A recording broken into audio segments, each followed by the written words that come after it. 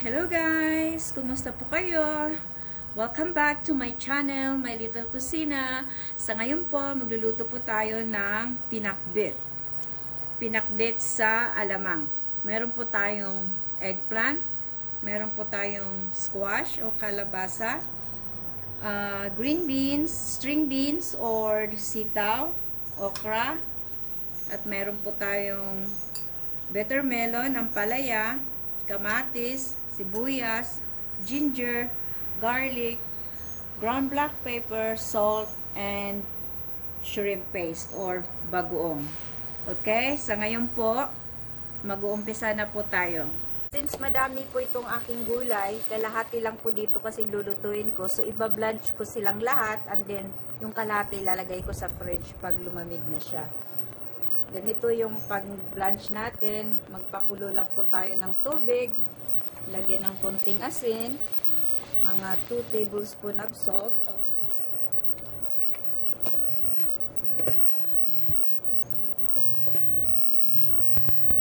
And then, ilagay po natin yung ating gulay.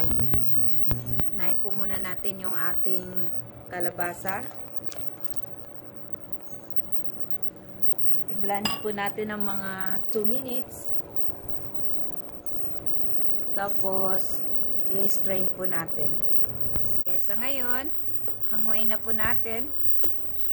Medyo malambot na siya. At saka sa ganitong paraan, madali po maluto na yung gulay natin kasi naka-blanch na siya. At saka, makikita mo yung kulay niya hindi nagbabago.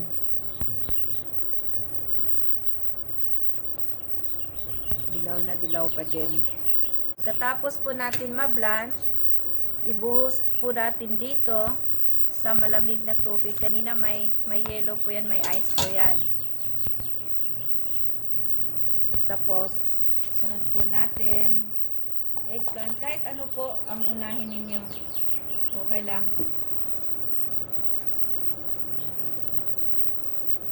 Kikita nyo yung eggplant, magiging purple siya, lalo hindi yung nangingitim pag naka-blanch.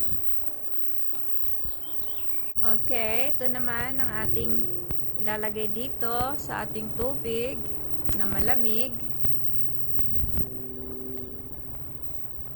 na pinaglagyan natin kanina ng kalabasa. Tapos isunod po natin ang ating beans. Ano naman, okay na. Lagay na natin.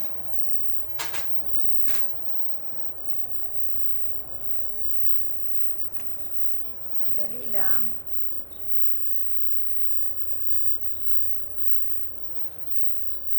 Medyo crunchy pa siya. At saka green na green yung ating sitaw. Ngayon, lagay po natin ang ating ampalaya. Isunod po natin ang ating okra. Okay na to. Tanggalin na natin yung ating okra. Tingnan nyo po, green na green pa din po. Tapos palalamigin natin. And then sasalain. Bago tayo magsimulang maggisa. Po natin ang ating 2 tablespoons of oil. Atsuiti oil po yung ginamit ko. Kasi gumawa pa ako ng atsuiti oil. Lalagay na po natin ang ating garlic.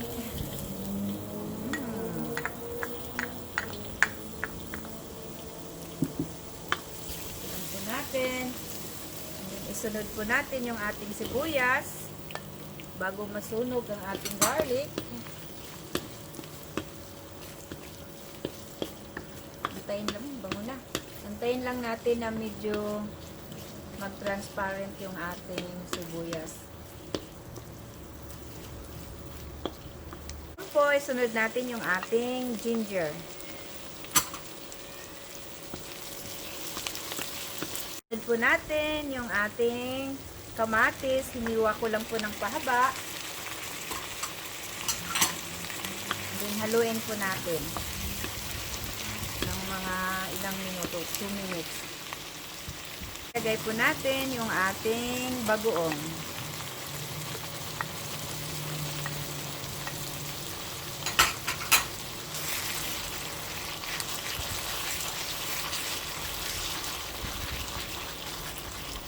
Igisa lang po natin. Pero itong bagoong ko po ay luto na to siya. Yung binibili ko yung mga nasa bote na luto na. Medyo mahal pero masarap at saka luto na. Natin yung ating na blanch kanina na kalabasa.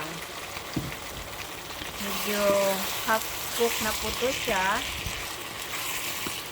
So, madali na lang pagluluto natin, hindi matagal. Then, ilagay po natin yung ating eggplant.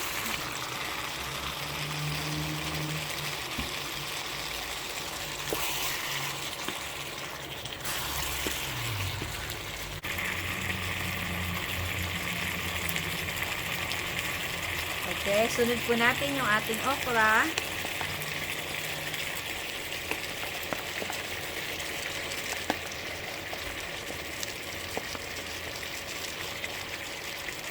Then, haluin po natin.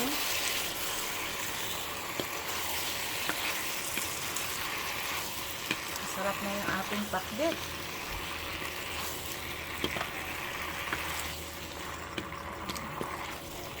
Muna natin, lutuin natin ng mga 2 minutes. Okay, check po natin. Ang ating check po natin.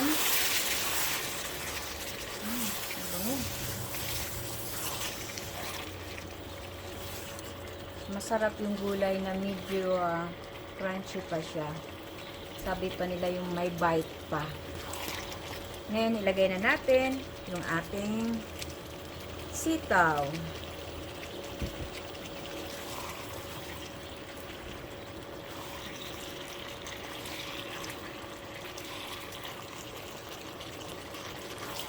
Takpan po natin ulit. Pero isabay na po natin yung ating ampalaya. Haluin ulit. And then, takpan po natin.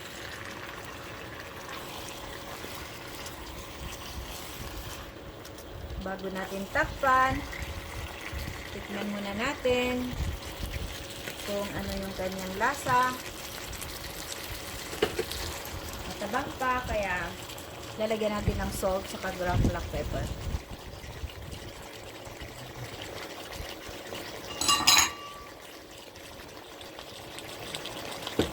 Pagkatapos meron pa akong homemade na pork stock, lagyan po natin ng konting tubig lang.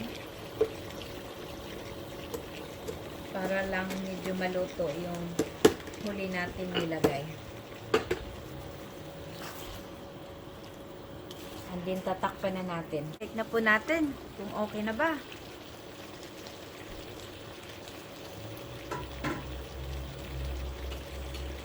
Okay na, luto na to. Lalagay na po natin sa ating serving plate. Ganyan po ako magluto ng pakbet. Ayoko po ng masabaw. Kaya mas maganda po yung nagluluto tayo kaysa yung binibili sa labas. Sa labas po kasi masabaw. Yan na.